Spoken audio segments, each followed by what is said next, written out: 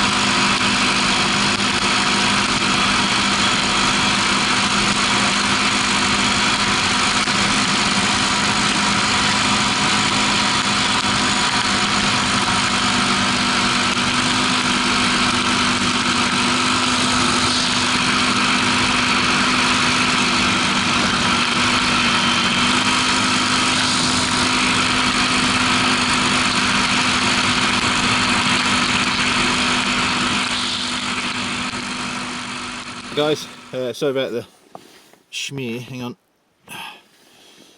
Right, I've come up to Prophet's Dam and I've been here before, you might have seen my video, but I've come up because I've got a couple of reviews to do, and that little shelter over there is purpose built for that kind of thing.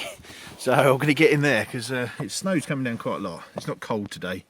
I think it was -2 when I left, which I've got the footage. Hopefully it'll come out, I'll see what happens. But so yeah, got a few things to do to show you and whatnot, so I'll stick my pack over my shoulder and we'll head over to the little shelter there. This is a really cool place, Prophet's Dam. If you haven't seen my previous video, it's basically where the executioner for this area lived, because they didn't want him in the town. They didn't want that kind of thing going on. So yeah, it's now a case of, it's a kind of touristy place. You can come up and they do talks and walks and school stuff. So, but I'm going to go and see if it's open, because just looking at this wall, it's been taken over by a local guy, maybe. But we'll try. I'll get back to you.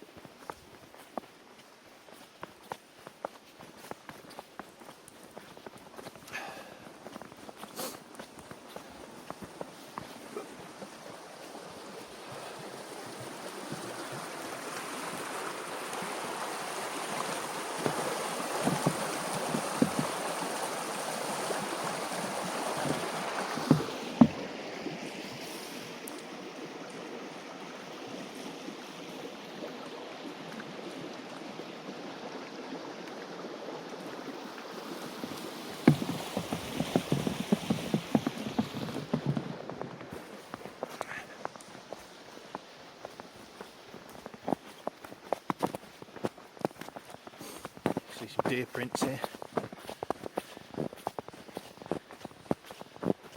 in there. There's a zip line here as well, and like I said, it's for kids mainly. To bring kids up in the winter time. It looks like a tree's come down over there and hit the platform. Blimey, lucky there was no one in it. And there's a zip line here. It's only a short one for kids in the summer, but we're going to have to do a bit of work on that, I think. Here's the shelter. Hopefully it's open. There's nothing inside. Cool. There we go. Nice fire pit. Yeah, nice. Frozen on the ground, but it'll do.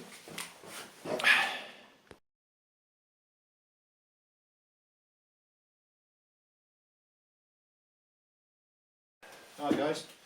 Oh, I'm in the hut. There's a fire pit just by my feet here. There's a little bit of wood, but not a lot. So I'm going to have to go out and get a bit more. Luckily there's a tree, like I showed you earlier, that's come down there. I might be able to get some limbs off of that, and also pick up some tinder. So I'm going to get on with that now. Right then guys, got my fire kind of ready. I haven't lit it yet, because I'm going to cook over it, and I don't really need it right now. But so first bit of kit is my new knife. I've been after sort of a heavier camp knife, if you like, and I had a Finnish camp knife, the Puukko, big, you know, big bladed, but the handle broke actually because they're only stick tang with a lot of the Scandinavian stuff, and it's only really recently they're starting to move over to full tang, as far as I can see. But looking around and noticed there's a website, Bushcraft store in the UK. It's where I got a lot of my Ridgeline stuff from actually, and really cracking shop, really useful equipment that they sell. The staff are really helpful, they're really good. And I went for this, and it's the TBS, the Bushcraft store, Grizzly. Now it's basically 5-inch blade, carbon, which is K720. I think you can see that. Yep. And a 6mm thick lump of chunk metal.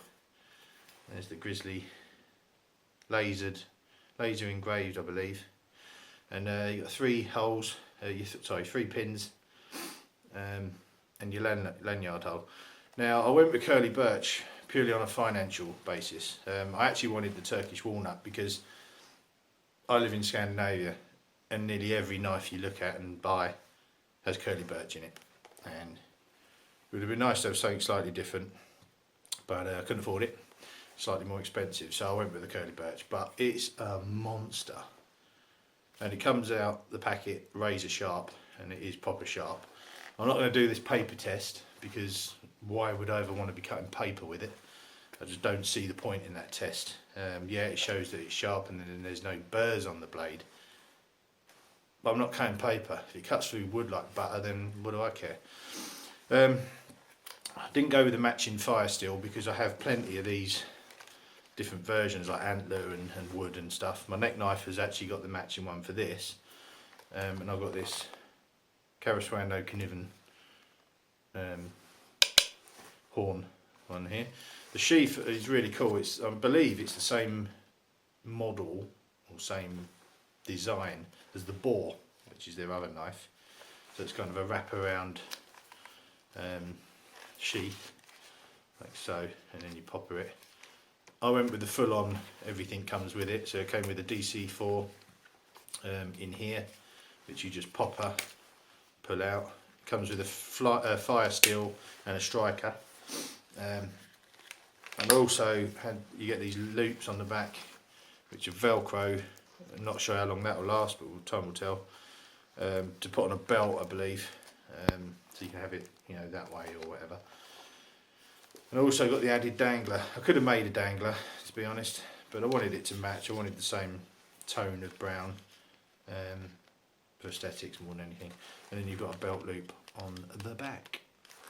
So like I say, I've prepared some of my tinder. I went out and collected some paper birch. But what I'm going to do now is just try this out and see how it performs with feather sticks.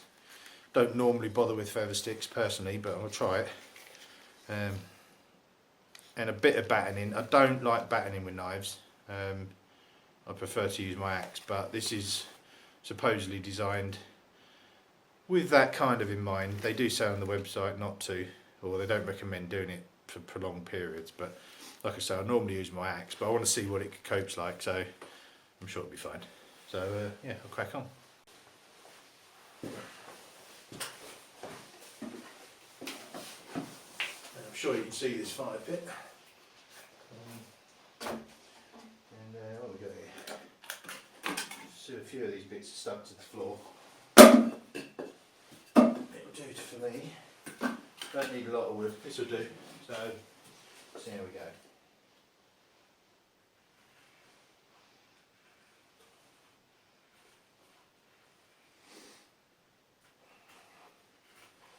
Very well seasoned, this wood.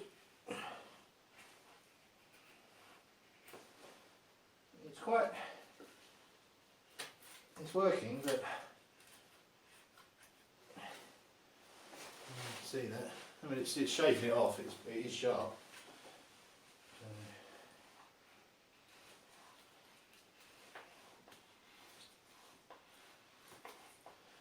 No way near he makes this look so easy, doesn't he? Like I say, it's not something I do very often, so I'm not very good at it, to be honest. But there you go, you can see some curls there anyway. So that's that, that's pretty good. Now I'll have a go at battling this chunky bit here. Let's see how we go. A knocking stick. Oh, there's a big lump. There. Right, made short work of that.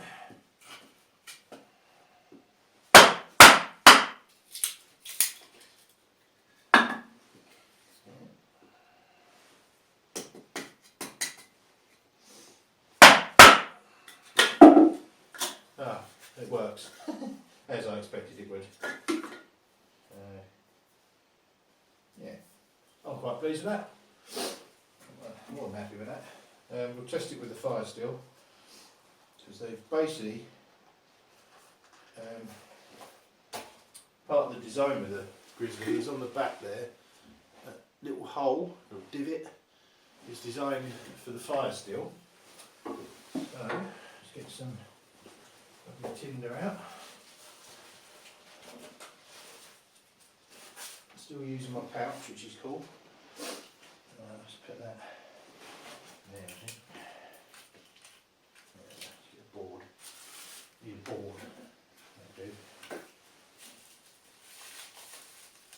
Hopefully use the catch. Then shot, kind of. Let's go for it. It certainly takes off the two sparks out of that. There we go. Perfect. That's really cool.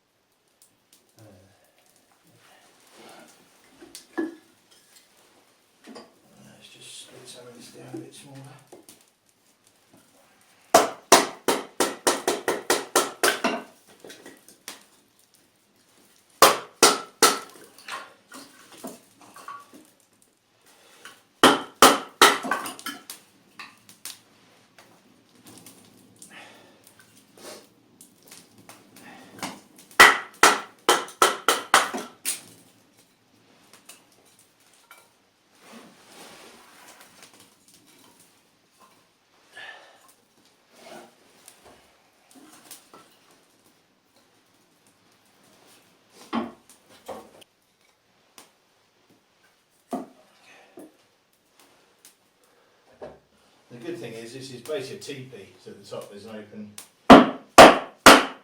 chimney.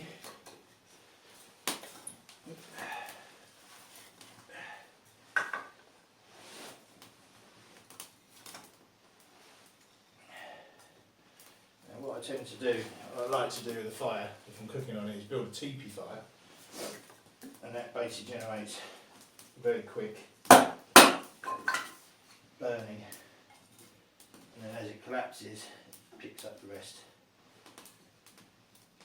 and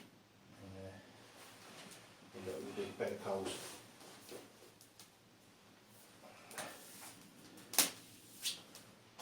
Okay. Now, as requested by Mike Morton, basically he bought a stubborn pack, and we were just discussing online you know, the benefits of it, and the fact that it's quite good as a carry-on. It's a carry-on bag for aircraft because it's within the limits. And he was saying he had trouble getting the frame out. And to be honest, they don't mention taking the frame out. This isn't a strip tease, by the way. I'll just de-roving slightly. Yeah. They don't mention how to get it out, but it does come out, and I shall show you. Gorgeous fire going there. You can probably see the reflection by my knee. Right, let me just remove some of the gump that I've got on here.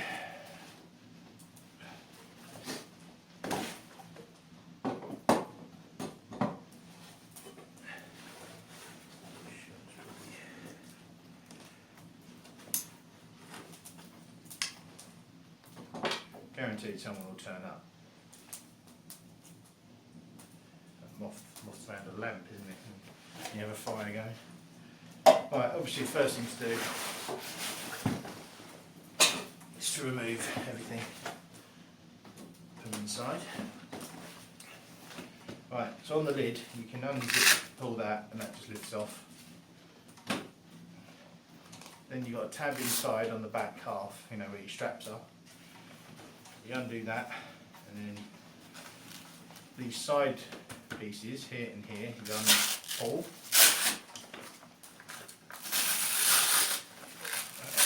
Right round, and then inside, put it down. Inside you'll see two push tabs. You push them in, so and the top comes off. Next thing to do, make sure your zips are closed, is turn it up the other way, so it's on its back, like that. Rip open the front, like so, and then what you'll notice right in the bottom there's a zip, and it can be awkward to find. The puller, if you're looking at the front of the bag, is in the back right corner. And unzip it all the way around to the back left corner, and lift the flap upwards, and that reveals the frame. And then what you do is be brave, yank it about a lot, it won't damage, it's well made. And basically turn it inside out at the bottom, like that. And then all you do is pull that out. And basically you're left with a soft bag, which can be compressed, squashed, yeah, and generally put into good use for aircraft travel.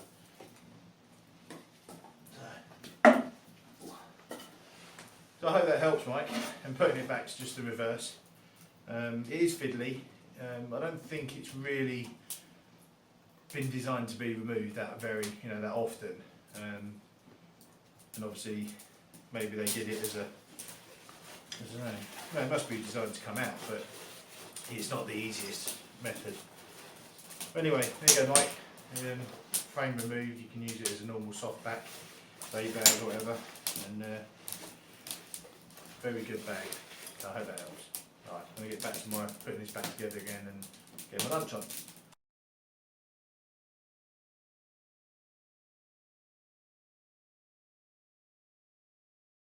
There was another piece of kit that I wanted to show as well, which I made just quickly the other day, was an axe loop, and got it on my belt kit now.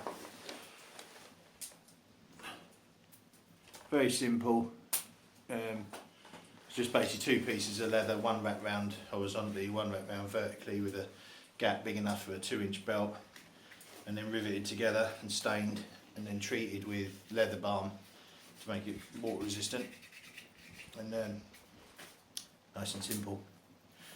Keep it simple.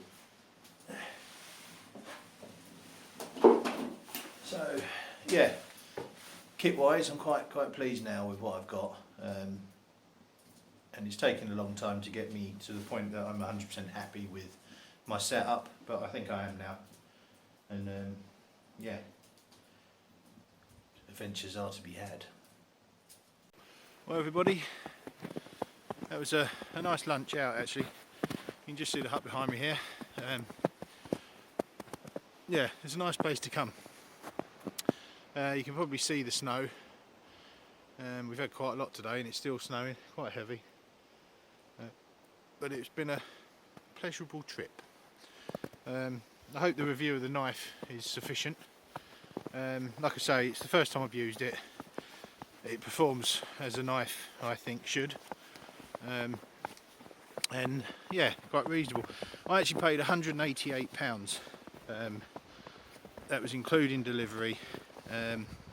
Turned up, I think it was a week and a bit, from the Bushcraft store in the UK. So yeah, all in all pretty good. Like I say, I didn't go with the other wood, the walnut, because I just can't afford, I couldn't justify even more money just to have, you know, different scales on it.